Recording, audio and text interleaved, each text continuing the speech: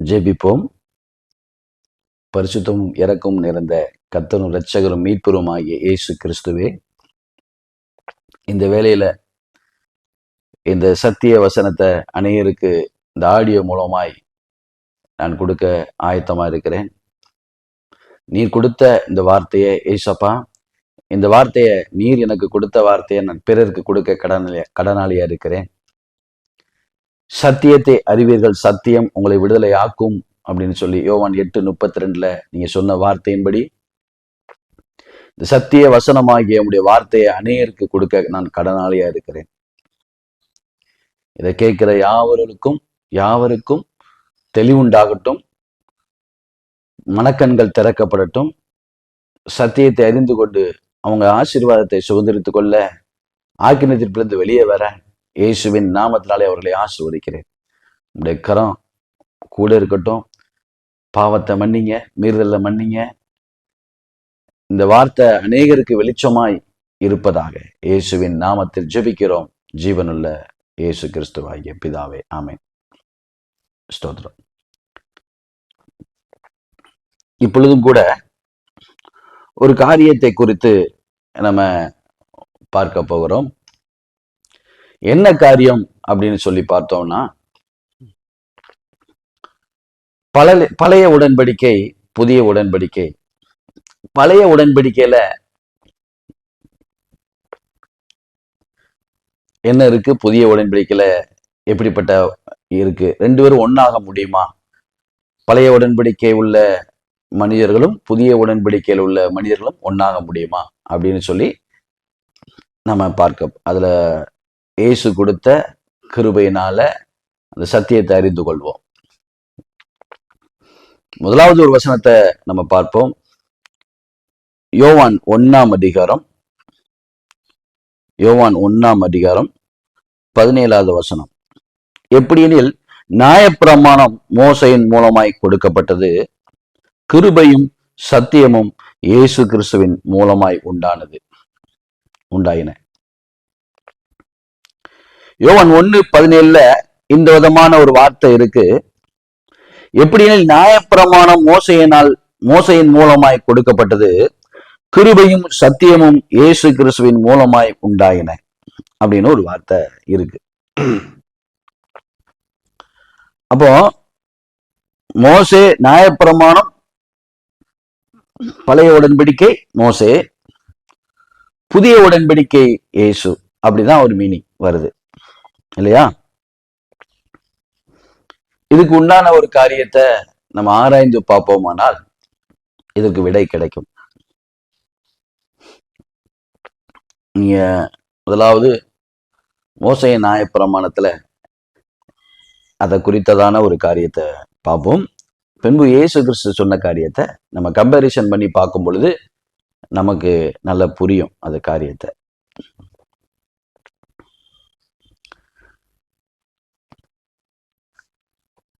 உபாகமம், பழைய உடன்படிக்கையில உபாகமம் அப்படிங்கிற ஒரு வசனத்துல அதிகாரத்துல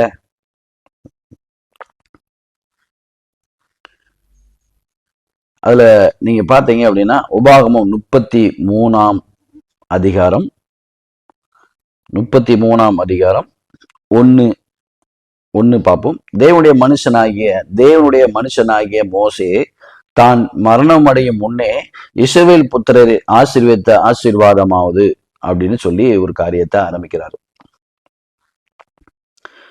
அதே உபாகமம் 33:4 பாத்தீங்கன்னா, மோசே நமக்கு ஒரு நியாயப்பிரமாணத்தை கற்பித்தான், அது யாக்கோப்பின் சபைக்கு சுதந்திரமாயிற்று. அது என்ன யாக்கோப்பின் சபை? மோசே நமக்கு ஒரு நியாயப்பிரமாணத்தை கற்பித்தான், அது யாக்கோப்பின் சபைக்கு சுதந்திரமாயிற்று.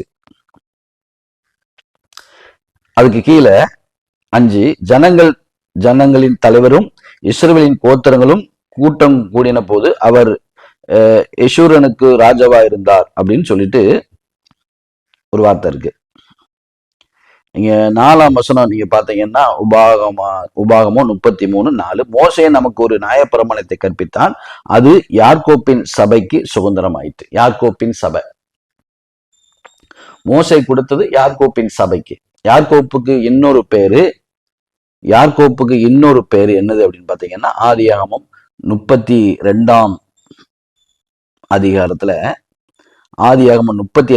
அதிகாரத்துல ஒரு யாக்கோப்பு பார்த்து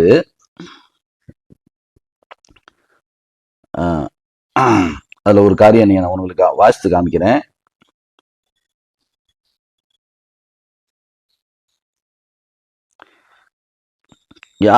அதுல நீங்க பாத்தீங்கன்னா ஆதியாகமம் 32:24 பார்ப்போம். 23 அவர்களையும் சேர்ந்து ஆற்றை கடக்க பண்ணி தனக்கு உண்டான யாவற்றையும் அக்கறைப்படுத்தினான்.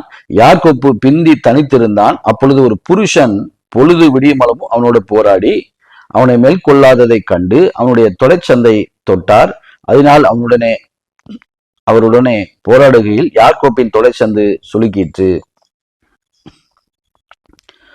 அவர், நான் போகட்டும், பொழுது விடுகிறது என்றார். அதற்கு அவன், நீர் என்னை ஆசீர்வதித்தால் உம்மை போக விடேன் என்றான். அவர், உன் பேர் என்ன என்று கேட்டார். யாக்கோப்பு என்றான்.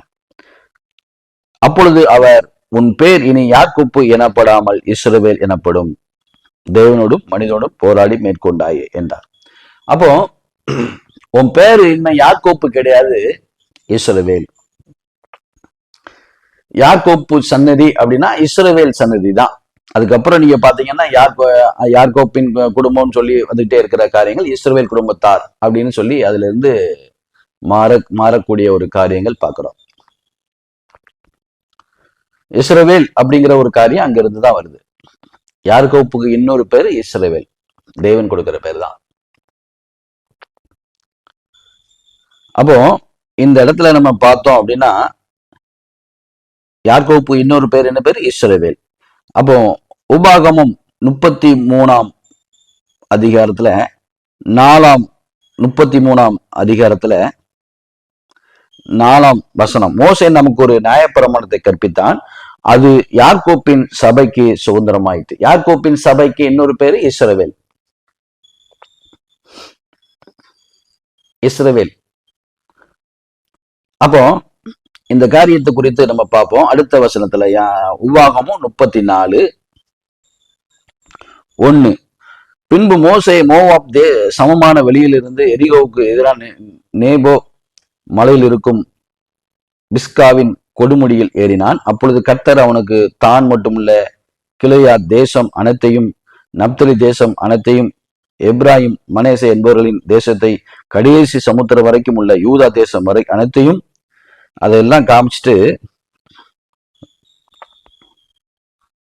4 பாத்தீங்கன்னா 34 உபாகமம் 34:4, அப்பொழுது கர்த்தர் அவனை நோக்கி, நான் உங்கள் சன்னதிக்கு கொடுப்பேன் என்று ஆபிரகாம், ஈசாக், யாக்கோப்புக்கு ஆணையிட்ட தேசம் இதுதான்.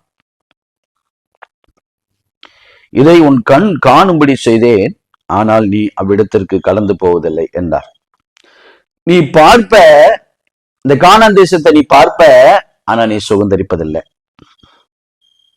அதுக்கு அடுத்த வசனம், அப்படியே கர்த்தரின் தாசனாகிய மோசே மோவாப் தேசமான அவ்விடத்திலே கர்த்தருடைய வார்த்தையின்படியே மரித்தான். அதுக்கு அடுத்த வசனம், அவர் அவனை மோவாப் தேசத்தில் உள்ள பெத் பேயோருக்கு எதிரான பள்ளத்தாக்கிலே அடக்கம் பண்ணினார். இந்நாள் வரைக்கும் ஒருவனும் அவன் பிரேத குழியை அறியான். அடக்கம் பண்ணின ஒரு இடத்த பிரேத குழி அப்படின்ட்டாரு. அவனை பார்த்து பிரேத குழின்ட்டாரு. சரி, இந்த காரியம் எகிப்துல இருந்து எவ்வளவோ பெரிய ஜனங்களை ரட்சித்து கூட்டு வந்தாரு கர்த்தரின் பலத்தினால. ஆனா நீங்க பாத்தீங்க அப்படின்னா ஒரு காரியம்தான்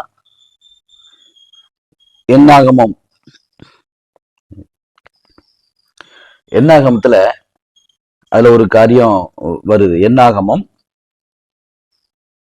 20 அதிகாரத்துல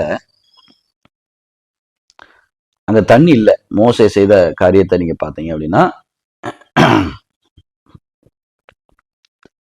இஸ்ரவேல் புத்திரர் என்னாகமம் 20:1. இஸ்ரவேல் புத்திரர் சபையர் எல்லாரும் 1ஆம் மாதம் சீனா வனாந்தரத்திலே சேர்ந்து ஜனங்கள் காதேசிலே தங்கியிருக்கையில் மிரியாம் மரணமடைந்து அங்கே அடக்கம் பண்ணப்பட்டான். ஜனங்களுக்கு தண்ணீர் இல்லாது இருந்தது. அப்பொழுது அவர்கள் மோசைக்கும் ஆரோனுக்கு விரோதமாய் கூட்டம் கூடினார்கள், முறுமுறுக்கிறாங்க. ஜனங்கள் மோசையுடைய வாக்குவாதம் பண்ணி, எங்கள் சகோதரர் கர்த்தருக்கு சந்நிதியிலே மாண்டு போவது நாங்கள் மாண்டு போகிறதால் நலமா இருக்கும். நாங்கள் எங்கள் மிருக ஜீவன்கள் இங்கே சாகும்படி நீங்கள் கர்த்தரின் சபையை இந்த வனாந்தரத்திலே கொண்டு வந்தது என்ன அப்படின்னு சொல்லி அவங்கள திட்டுறாங்க, அவங்கள தூஷணமான வார்த்தைகளை பேசுறாங்க. மோசையும் ஆரோனும் கர்த்தர்கிட்ட முறையிடுறாங்க, இப்படி நடந்துட்ட, இப்படி அழுறாங்களேன்னு சொல்லி. கர்த்தர் மோசையை பார்த்து, உன் ஆசரிப்பு கூடாரத்துல போய் உடன் ஒரு கோலை எடுத்துக்கோ, கண்மலையை பார்த்து கோலை கையில வச்சுக்கோ, கண்மலையை பார்த்து பேசு அப்படின்னு சொன்னார். கண்மலையை பார்த்து பேசுன்னு சொன்னாரு. ஆனா இவன் கண்மலையை 2 அடி அடித்தான். ஆனா தண்ணீர் வந்தது. ஜனங்களும் மிருக ஜீவங்களும் குடித்தார்கள். அந்த வசனத்துல நீங்க படிச்சு பார்த்தீங்கன்னா அதுதான் நடந்திருக்கு. நீ பாத்தீங்கன்னா அதுல 12, பின்பு கர்த்தர் மோசையும் ஆரோனையும் நோக்கி, இஸ்ரவேல் புத்திரர் கண்களுக்கு முன்பாக என்னை பரிசுத்தம் பண்ணும்படி நீங்கள் என்னை விசுவாசியாமல் போனபடியினால் இந்த சபையாருக்கு நான் கொடுக்கும் தேசத்துக்குள் நீங்கள் அவர்களை கொண்டு போவதில்லை என்றார். ஆமா, பேச சொன்னாரு, கையில கோல் இருக்கட்டும், நீ பேசினாரு, இவன் அடிச்சிட்டான். இதுல நீ பரிசுத்தம் பண்ணல, நீ என்னை விசுவாசிக்கலைங்கிறார். இந்த ஒரு காரியம்தான் அங்க மிஸ்டேக் வந்திருக்கு. கானான் தேசத்துக்கு போக முடியல, ஜனங்களும் போக முடியல. அவன் சன்னதியில் போச்சு. 6 லட்சம் புருஷர்களை 2 தான், யோசுவா காலேப் மட்டும்தான் அந்த கானான் தேசத்துல போனாங்க. மற்ற யாரும் போக முடியல, மோசையும் போக முடியல. இது எதுக்காக நான் உங்ககிட்ட சொல்லுகிறேன் அப்படின்னா, இதெல்லாம் கவனிக்க வேண்டிய ஒரு விஷயம். ஏதோ வேதாகமத்துல நம்ம படிச்சுக்கிட்டோம், ஒரு காரியத்தை தெரிஞ்சிட்டோம் அப்படின்னு சொல்லிட்டு எல்லாரும் நினைக்கிறாங்க. இதெல்லாம் ஆராய்ந்து பார்க்கக்கூடிய ஒரு காரியமா இருக்கு. சரி, இது ஒரு காரியமா இருந்தாலும் யோசுவா, மோசைக்கு அப்புறம் யோசுவா தான் அந்த இஸ்ரவேல் ஜனங்களை கானான் தேசத்துல கூட்டிட்டு போகிற ஒரு சூழ்நிலை உருவாகுது. யோசுவா, மோசைக்கு அப்புறம் யோசுவா தான் வழிநடத்தி கொண்டு வருகிறாரு. யோசுவா புஸ்தகத்துல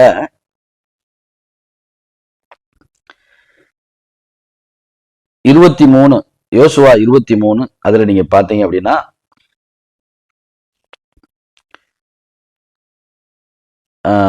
அதுல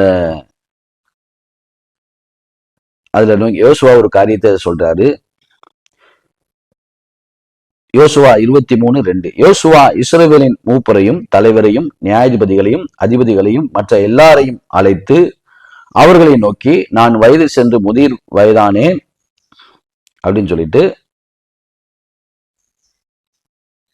அப்படி சொல்லிட்டே வர்றாரு. அதுல நீங்க பாத்தீங்கன்னா 6, இதெல்லாம் ஆகையால் மோசையின் நியாயப்பிரமாண புஸ்தகத்தில் எழுதியிருக்கிறதை விட்டு வலதுபுறமாயிலும் இடதுபுறமாயிலும் விலகாமல் அதையெல்லாம் கை கொள்ளவும் செய்யவும் நிர்ணயம் பண்ணி கொள்ளுங்கள் அப்படின்னு சொல்லிட்டார்.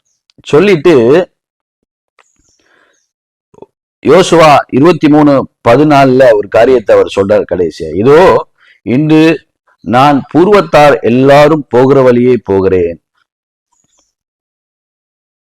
இன்று நான் பூர்வத்தார் எல்லாரும் போகிற வழியே போகிறேன். உங்கள் தேவனாகிய கர்த்தர் உங்களுக்காக சொன்ன நல் வார்த்தைகளை எல்லாம் ஒரு வார்த்தையும் தவறி போவதில்லை என்பதை உங்கள் முழு இருதயத்தோடும் உங்கள் முழு ஆத்மாவோடும் அறிந்திருக்கிறீர்கள். அவைகளை உங்களுக்கு நிறைவேற்று, அவைகளில் ஒரு வார்த்தையும் தவறி போவதில்லை அப்படின்னு சொல்லிட்டு ஒரு காரியத்தை பார்க்கிறோம். என்ன சொல்றாரா, நான் பூர்வத்தார் போகிற வழியே போறேன்.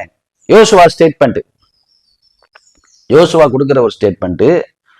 மோசையின் நியாயப்பிரமாணத்துல நான் இருக்கிறேன், மோசையின் நியாயப்பிரமாணத்தை விட்டு வலது புறமாயிலும் இடது புறமாயிலும் சாயக்கூடாதுன்னு சொல்லிட்டு எங்க போறாரு இவரு, நான் பூர்வத்தார் போகிற வழியே நான் போகிறேன் அப்படின்னு சொல்லி பேசுகிறத நம்ம பார்க்கிறோம். ஸ்டேட்மெண்ட் கொடுக்கிறாரு.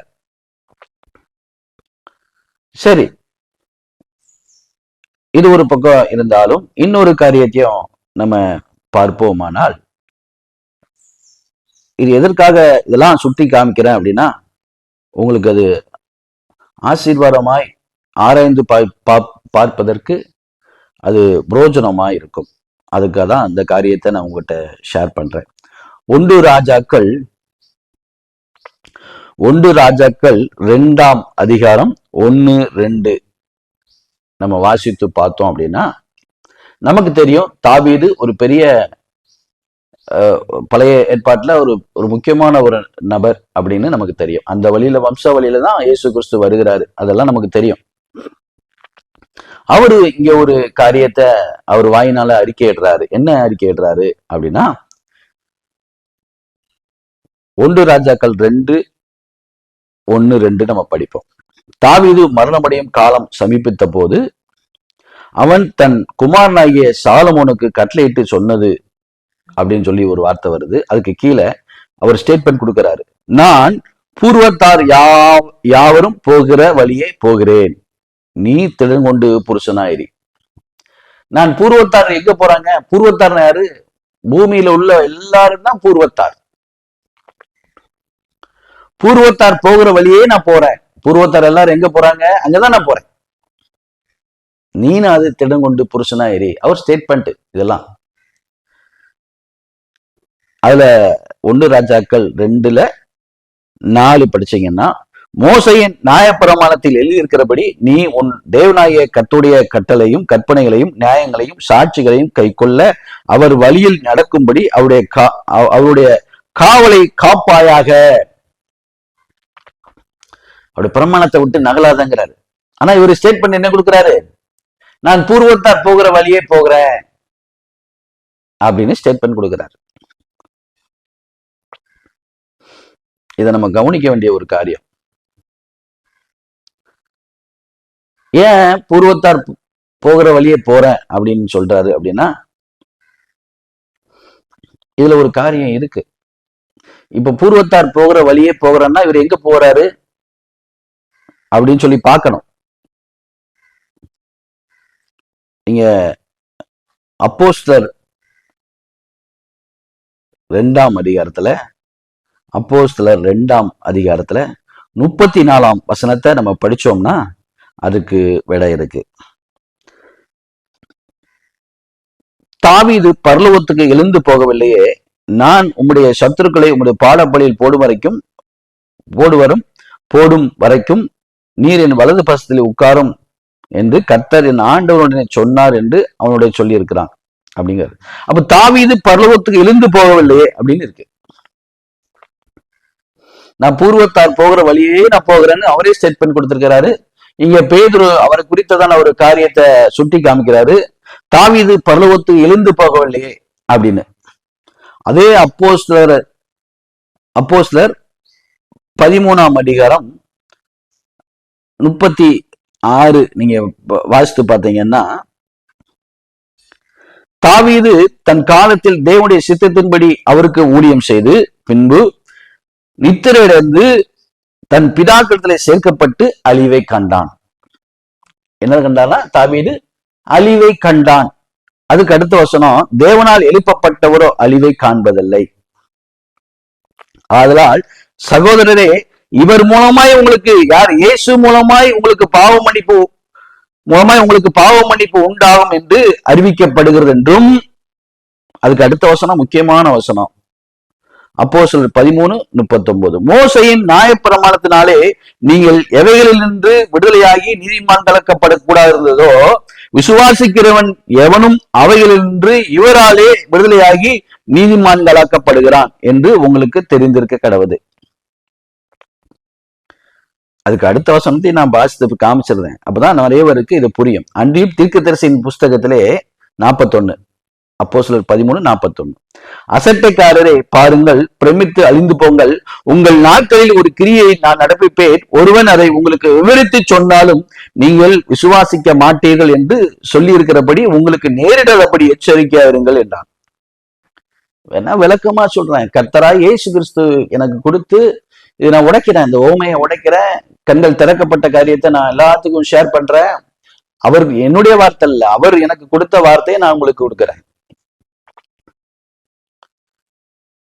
அப்ப இந்த வார்த்தைய கொடுக்கும்போது அதை அசெப்ட் பண்றது, இது இது என்ன வார்த்தை அப்படின்னு அசெப்ட் பண்றது. கொஞ்சம் யோசிங்க அன்பான தேவனுடைய பிள்ளைகளே, இதை கொஞ்சம் சிந்திக்க. இது எதற்காக சொல்லப்பட்டிருக்கு அப்படின்னா, அது என்ன சொல்லப்பட்டிருக்கு? மோசையின் நியாயப்பிரமாணத்தினாலே நீங்கள் எவைகள் என்று விடுதலையாகி நீதிமான்களாக்கப்படக்கூடாது இருந்ததோ, விசுவாசிக்கிற எவனும் அவைகள் என்று இவராலே விடுதலையாகி நீதிமான்களாக்கப்படுகிறான் என்று உங்களுக்கு தெரிந்திருக்க கிடவுது. அப்போ மோசையின் நியாயப்பிரமாணத்துல நமக்கு விடுதலை இல்லை அப்படிங்கிறத நமக்கு தெரியணும். இயேசு கிறிஸ்துடைய நியாயப்பிரமாணத்துல தான் நமக்கு விடுதலை அப்படிங்கிறத நம்ம புரிந்து கொள்ளணும். எல்லாரும் இப்போ மோசையை குறித்து பேசும் பொழுது, அந்த மோசை யாரு, பரிசேயர்கள் வேதபாரகர்கள் யாருங்கிறதையும் நம்ம இதுல சுட்டி காமிக்க வேண்டிய ஒரு சூழ்நிலையா இருக்கு. எப்படின்னு பாத்தீங்கன்னா, மத்தேயு 23ஆம் அதிகாரத்துல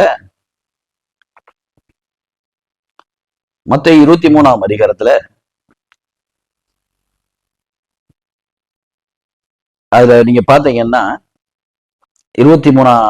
மத்தேயு 23:2 வேதபாரகரும் பரிசேயரும் மோசையுடைய ஆசனத்தில் உட்கார்ந்து இருக்கிறார்கள். அப்ப எங்க உட்கார்ந்து? மோசையுடைய ஆசனத்துல யாரெல்லாம் உட்கார்ந்து இருக்கிறா? பரிசேயரும் வேதபாரகரும் மோசையுடைய ஆசனத்திலே உட்கார்ந்து இருக்கிறார்கள். அந்த மோசையினுடைய ஆசனத்துல உட்கார்ந்த பரிசேயரையும் வேதபாரகரையும் பார்த்துதான் பரிசேயரை வேதபாரகரை உங்களுக்கு ஐயோங்கிற அந்த வசனங்கள் ஃபுல்லா வருது. மோசையின் பிரமாணத்தை எடுத்து நிறுத்துகிற, அதை அதை வைராக்கியம் பாராட்டுகிற ஒவ்வொரு நபர்களையும் கர்த்தராகிய இயேசு சொல்றாரு, வேற யாரும் சொல்லல, அவருதான் இயேசு சொல்றாரு. வேதபாரகர் பரிசேயரும் எங்க உட்கார்ந்து இருக்கிறார்களா? மோசை எங்க உட்கார்ந்து இருந்தாரு? அந்த இடத்துல மோசையின் பிரமாணத்துக்குள்ளதான் உட்கார்ந்து இருக்கிறாங்க. இது கண்டிப்பா தெரியணும் எல்லாத்துக்கும். நீங்க பாத்தீங்கன்னா அதுல மொத்தம் 23:14 அதுல ஒரு வாசம் இருக்கு பாருங்க. மாயக்காரர் வேதபாரகரே பரிசேயரே உங்களுக்கு ஐயோ, மனுஷர் பிரவேசியாதபடி பரலோக ராஜ்யத்தை பூட்டி போடுகிறீர்கள். நீங்கள் அதில் பிரவேசிக்கிறதும் இல்லை, பிரவேசிக்க போகிறவர்களை பிரவேசிக்க விடுகிறதும் இல்லை. இந்த வசனங்கள் எல்லாமே படிச்சு பாத்தீங்கன்னா அதுதான். இதுல 26 நீங்க படிச்சு பாத்தீங்கன்னா 25, 26, அதுக்கு 24 ஒண்ணு சொல்றாரு பாருங்க. மத்த 23 குருடனான வழிகாட்டிகளே அப்படிங்கிறாரு. யாரு? பரிசேயனையும் வேதபாரகரையும் பார்த்து. அதுக்கு அடுத்த வசனம் 25 மாயக்காரர் வேதபாரகரை பரிசேயரே உங்களுக்கு ஐயோ, போஜன பதார்த்தங்களில் வெளிப்புறத்தை சுத்தமாக்குகிறீர், உள்புறத்திலோ அவைகள் கொள்ளையினாலும் அநீதியினாலும் நிறைந்திருக்கிறது. அதுக்கு அடுத்த வசனம் 26, மத்தேயு 23:26 குருடனான பரிசேயனே, போஜன பதார்த்தங்களில் வெளிப்புறத்தை சுத்தமாக்கும்படி அவைகளின் உள்புறத்தை முதலாவது சுத்தமாக்கு. வெள்ளடிக்கப்பட்ட கல்லறைங்கிறாரு, நிறைய பிரேத குழிங்கிறாரு. நீங்க இதை கவனிக்க வேண்டிய விஷயம் இது. யோவான் 9ஆம் அதிகாரத்துல ஒரு பிறவி கூட ஒருத்தன் இருக்கிறான். அதுல ஒரு மனுஷன் பிறவிலே கூடனா இருக்கிறான். யோவான் 9 அந்த பிறவி கூடனை அவனை இயேசு கிறிஸ்து சுத்தமாக்குறாரு. எந்த இடத்துல பாத்தீங்கன்னா, நீங்க அதுல யோவான் 9ஆம் அதிகாரத்துல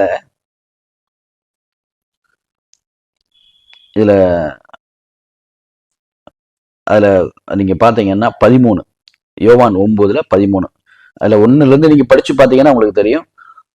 குருடனா இருந்த அவனை பரிசேயரிடத்திற்கு கொண்டு போனார்கள். இயேசு சேருண்டாக்கி அவன் கண்களை திறந்த நாள் ஓய்வு நாளா இருந்தது. ஆகையால் பரிசேயரும் அவனை நோக்கி நீ எப்படி பார்வையடைந்தாய் என்று மறுபடி கேட்டார்கள். அதற்கு அவர் என் கண்களிலே சேருண்டாக்கி பூசினார், நான் கழுவினேன், நான் காண்கிறேன்.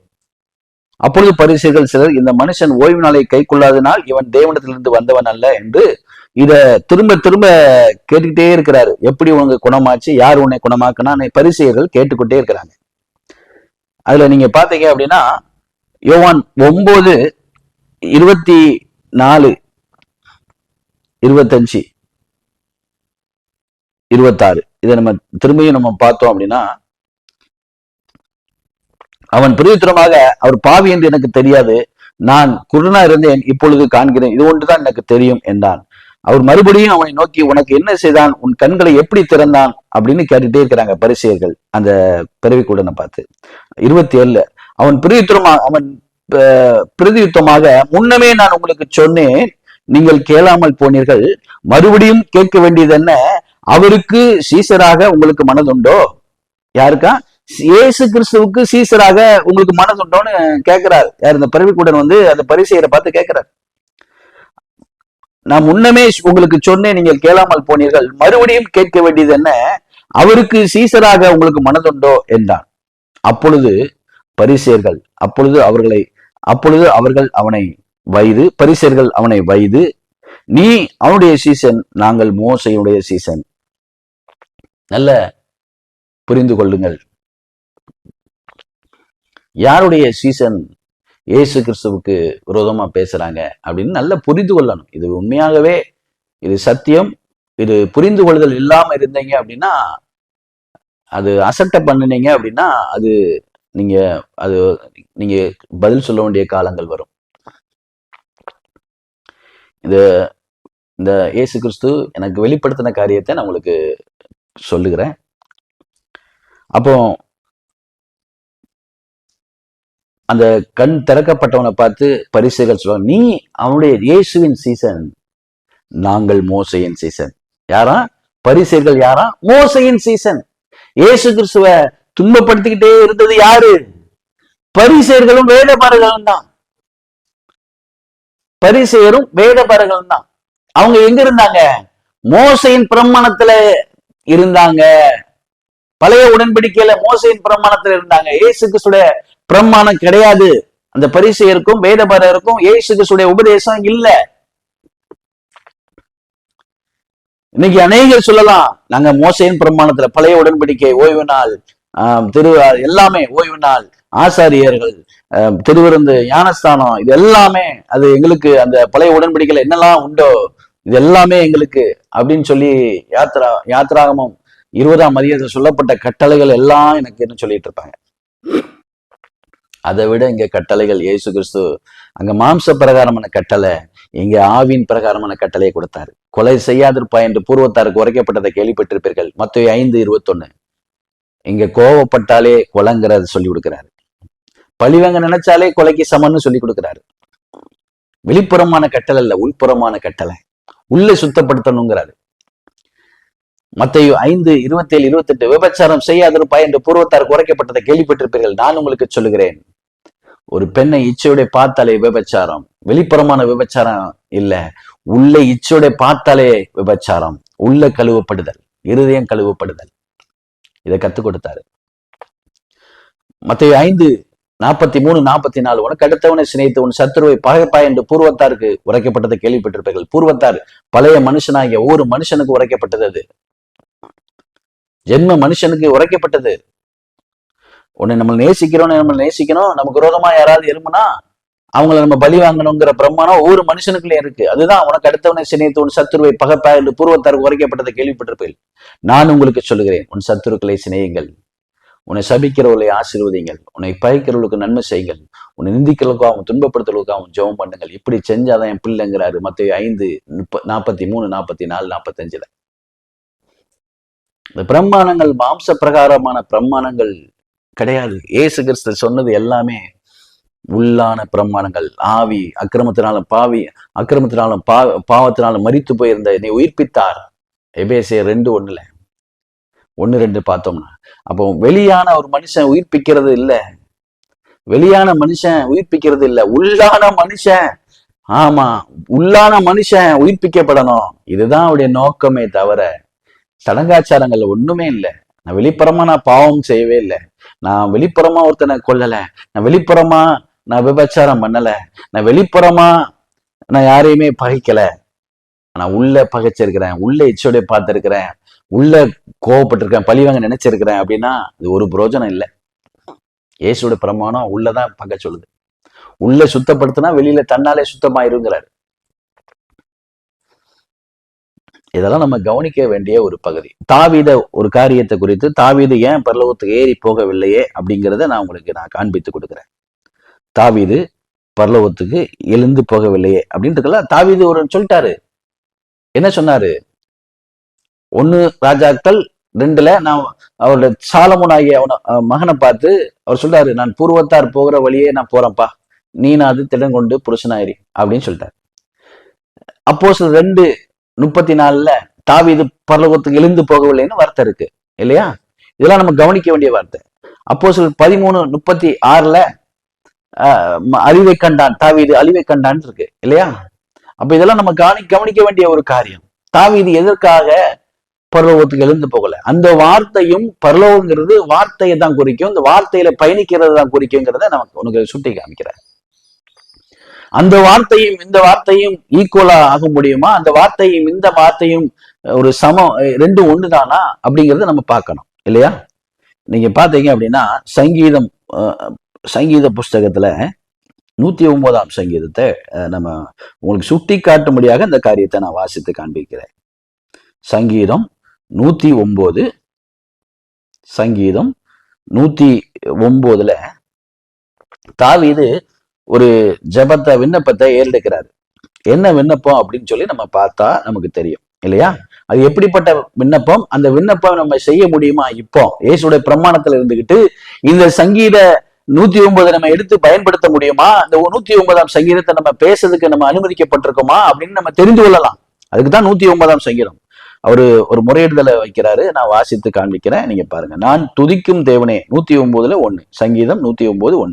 நான் துதிக்கும் தேவனே மௌனமாயிராதையும், துன்மார்க்குடைய வாயும் கபடு வாயும் எனக்கு விரோதமாய் திறந்திருக்கிறது. கள்ள நாவிலா என்னோடு பேசுகிறார்கள், பகை உண்டாகும் வார்த்தைகளாலே என்னை சூழ்ந்து கொண்டு முகாந்திரம் இல்லாமல் என்னோட போர் செய்கிறார்கள்.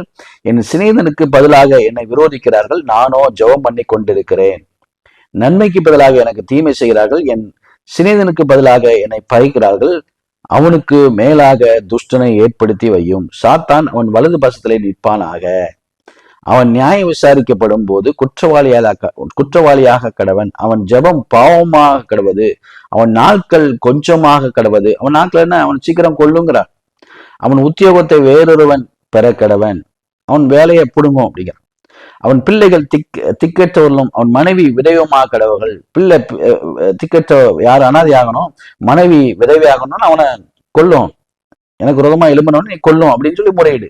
அவன் பிள்ளைகள் அலைந்து தெரிந்து பிச்சை எடுத்து தங்கள் பாலான வீடுகளில் இருந்து இறந்துண்ட கடவர்கள். கடன் கொடுத்தவன் அவனுக்கு உள்ளதெல்லாவற்றையும் அபகரித்துக் கொள்வானாக. அவன் பிரயாசின் பலனை அந்நியர் பறித்து கொள்ள கடவர்கள். அவனுக்கு ஒருவனும் இரக்கம் காண்பிக்காமலும் அவனுடைய திக்கற்ற பிள்ளைகளுக்கு தயவு காட்டாமலும் போவார்களாக. இப்படி நிறைய இந்த வசனங்கள் இப்படித்தான் இருக்கும். இப்ப இந்த மத்தேயு 5:44 அந்த வசனம், உன் சத்துருவை சினை, உன்னை சபிக்கிறவர்களை ஆசீர்வதி, பகைக்கிறவர்களுக்கு நன்மை செய் அப்படிங்கிற இயேசுடைய பிரமாணமும் இந்த மோசையின் பிரமாணமும் மேட்ச் ஆகுமா? தாவீது பேசினது இந்த இது மேட்ச் ஆகுமா? நமக்கு மேட்ச் ஆகுமா? தாவீதை பத்தி இன்னைக்கு நிறைய பிரசங்கம் பண்ணிட்டு தாவீது பரலோகத்துக்கு எழுந்து போகவில்லையே. இதெல்லாம் கவனிக்க வேண்டிய காரியம். பிடித்து கொள்ளலாம். ஆனா பிரமாணம் இங்க மாற்றப்பட்டிருக்கு. தாவீது தன் எதிரிய சபிக்கிறாரு. தாவீது தன் எதிரியாகிய கோலியாத்தை கொல்றாரு. வசனம் இருக்கு. எதிர்த்து வந்த கோலியாத்தை கொல்றாரு. இன்னைக்கு நம்ம எதிர்த்து பேசுறவன பலி வாங்க முடியுமா? எதிர்ப்பா இன்னைக்கு கோவப்பட்டாலே கொலைக்கு சமங்கிறாரு. நம்ம கொல்ல முடியுமா? இந்த பிரமாணம் ஒட்டுமா? நமக்கு பழைய உடன்படிக்கை புதிய உடன்படிக்கை ஒட்டுமா? ஒட்டாது.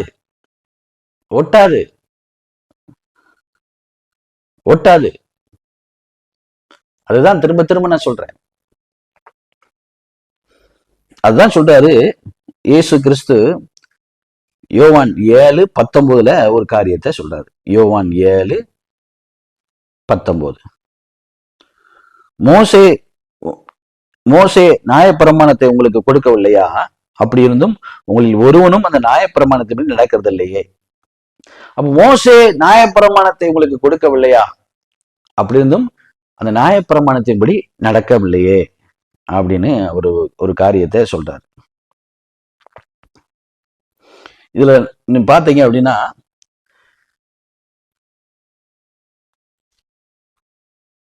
அப்போ மோசே யாரு, அவருடைய பிரமாணத்தை நம்ம கை கொண்டா என்ன நடக்கும் அப்படிங்கறதையும் நம்ம பார்க்கணும். எல்லாவற்றையும் நம்ம கொஞ்சம் ஆராய்ந்து பார்ப்போம் இல்லையா? ரோமர் 10ஆம் அதிகாரம், ரோமர் 10ஆம் அதிகாரத்துல 4, 5, 6 நம்ம வசிப்போமா? ரோமர் 10, 4, 5, 6. விசுவாசிக்கிற எவனுக்கும் நீதி உண்டாகும்படி கிறிஸ்து நியாயப்பிரமாணத்துக்கு முடிவா இருக்கிறார். நியாயப்பிரமாணத்துக்கு முடிவா இருக்கிறார். மோசைய நியாயப்பிரமாணத்துக்கு கிறிஸ்து முடிவா இருக்கிறார். அதுக்கு முடிவு கட்டுறாரு. ஆமா, மாம்ச கிரிகளுக்கு ஒரு முடிவு கட்டுறாரு மோசே. அதுக்கு அடுத்த வசனம், மோசே நியாயப்பிரமாணத்தினாலாகும் நீதியை குறித்து இவைகளை செய்கிற மனுஷன் இவைகளால் பிழைப்பான் என்று எழுதியிருக்கிறான். விசுவாசத்தினாலாகும் நீதியானது கிறிஸ்துவை இறங்கி வர பண்ணும்படி பரலோகத்துக்கு ஏறுகிறவன் யார் அப்படின்னு போட்டிருக்கு. அப்போ மோசே நியாயப்பிரமாணத்தில் ஆகும் நீதியை குறித்து இவைகளை செய்கிற மனுஷன் இவைகளால் பிழைப்பான் அப்படின்னு எழுதியிருக்கு. நீங்க கலாத்தியர்ல 3ஆம் அதிகாரம் 10, 11, 12 நீங்க 13 வரைக்கும் வாசித்து பார்த்தீங்கன்னா, அதில் நான் வாசிக்கிறேன். கலாத்தியர் 3:10. நியாயப்பிரமாணத்தின் கிரியைக்காரராக யாவரும் சாபத்துக்கு உட்பட்டிருக்கிறார்கள். நியாயப்பிரமாண புஸ்தகத்தில் எழுதப்பட்டவைகள் எல்லாம் செய்யத்தக்கதாக அவள் நிலைத்திராதவன் எவனோ அவன் சபிக்கப்பட்டவன் என்று எழுதியிருக்கிறதே.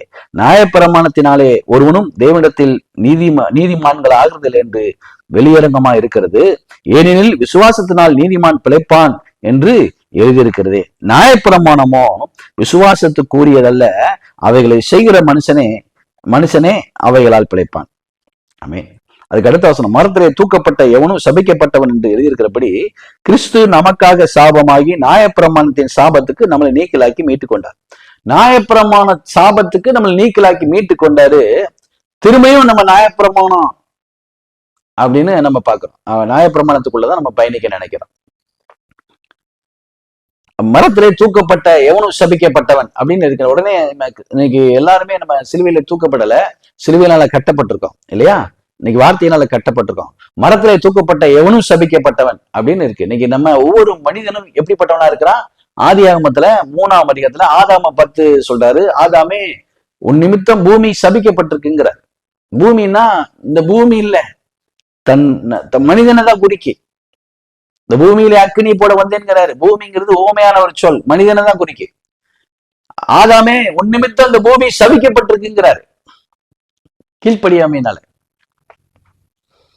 அப்போ இன்னைக்கு நம்முடைய வாழ்க்கையிலும் கூட நியாயப்பிரமாணமோ விசுவாசத்துக்குரியதல்ல, அவைகளை செய்கிற மனுஷன் அவைகளால் பிழைப்பான். செய்ய முடியுமான்னு யோவான் 7:19 இயேசு சொன்னார். நியாயப்பிரமாணத்தை உங்களுக்கு கொடுக்கவில்லையா மோசே? உங்களில் ஒருவனாயிலும் அந்த நியாயப்பிரமாணத்தை கை கொள்ள முடியலங்கிறார். இன்னொரு காரியத்தையும் நம்ம பார்க்கோம். இதெல்லாம் நம்ம ஆராய்ந்து பார்க்கக்கூடிய ஒரு காரியம். இது எல்லாமே நம்ம பார்க்கக்கூடிய ஒரு ஆராய்ந்து பார்க்கக்கூடிய ஒரு காரியம். எபிரேயர்ல ஒரு காரியம். எபிரேயர்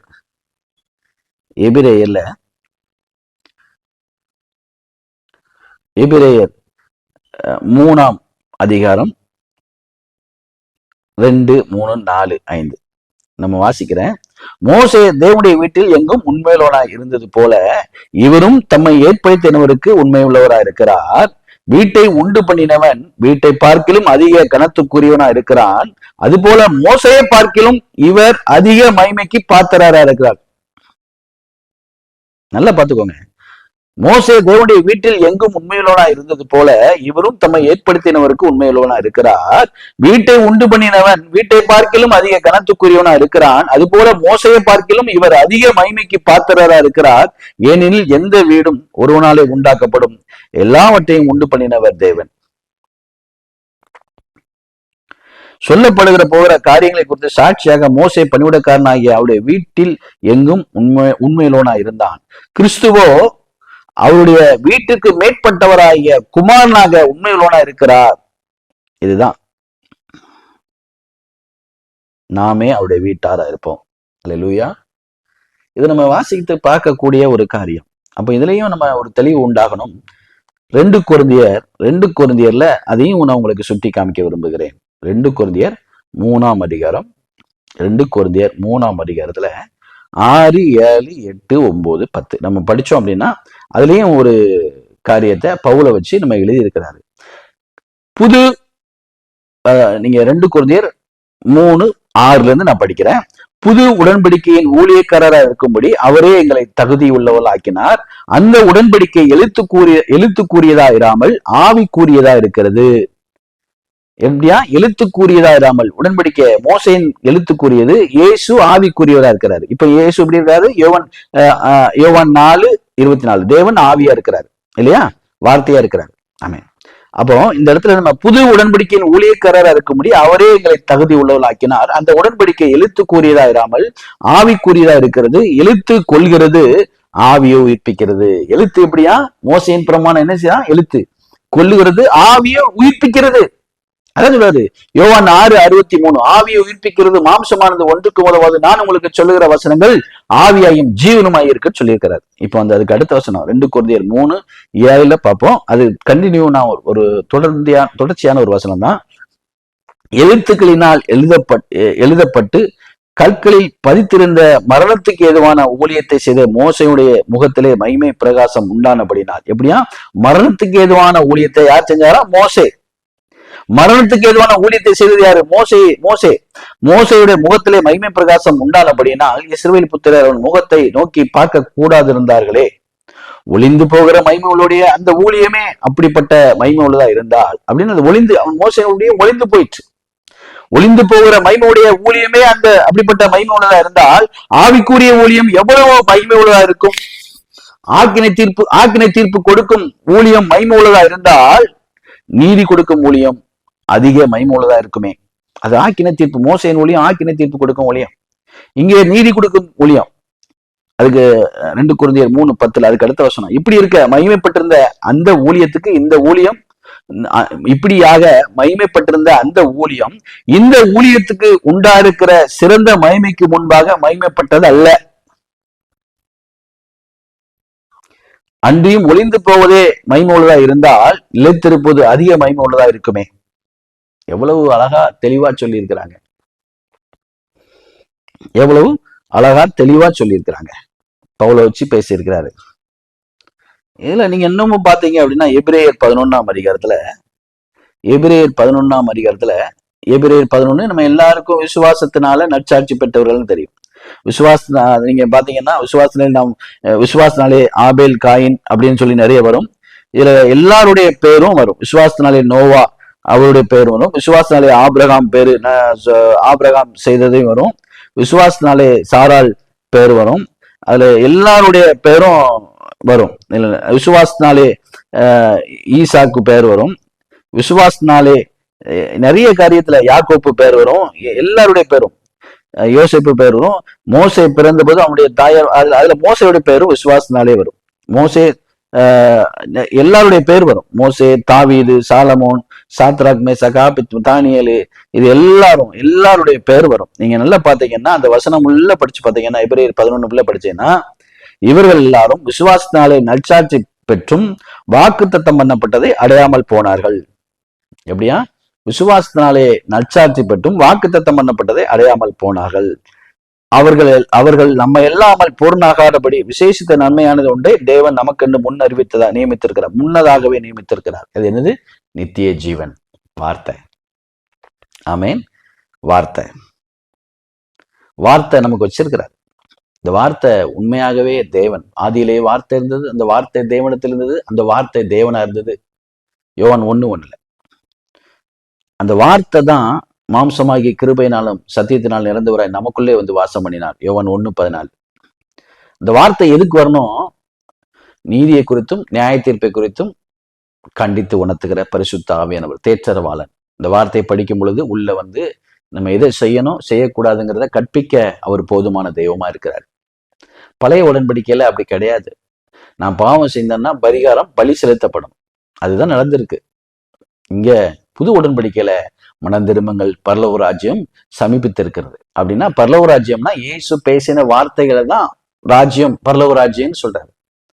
இயேசு கிறிஸ்து வாயிலிருந்து புறப்பட்ட இந்த வார்த்தைகளுக்கு நம்ம கீழ்ப்படியும் போதுதான் இதுதான் பரலோக ராஜ்யங்கிறாரு. இது இன்னும் நிறைய உங்களுக்கு நான் விளக்கத்தை சொல்ல முடியும். இன்னும் அநேக காரியங்களை நான் பேசுறதுக்கு முடியும். ஆனா இன்னும் அந்த வீடியோல நான் இதோட முடித்துக் கொள்கிறேன். இன்னும் அடுத்த வீடியோல, அடுத்த ஆடியோல நான் உங்களை சந்திக்கிறேன். பரிசுத்தமுள்ள கர்த்தரும் இரட்சகரும் மீட்பரும் ஆகிய இயேசு கிறிஸ்துவே, இந்த கிருபை இந்த ஆடியோ மூலமாய் கேட்டுக்கொண்டிருக்கிற எல்லாரையும் சந்திப்பீராக. ஆசீர்வதிங்க, பலப்படுத்துங்க. உங்களுடைய கரம் கூட இருக்கட்டும். இயேசுவின் நாமத்தினாலே இந்த காரியத்தை வெளிப்படுத்த சித்தமா இருக்கிறீர். கேட்கிற யாவருக்கும் இது ஆசீர்வாதமாய் இருக்க உதவி செய்யுங்க. இயேசுவின் நாமத்தில் ஜெபிக்கிறோம் ஜீவனுள்ள பிதாவே. ஆமென், ஆமென்.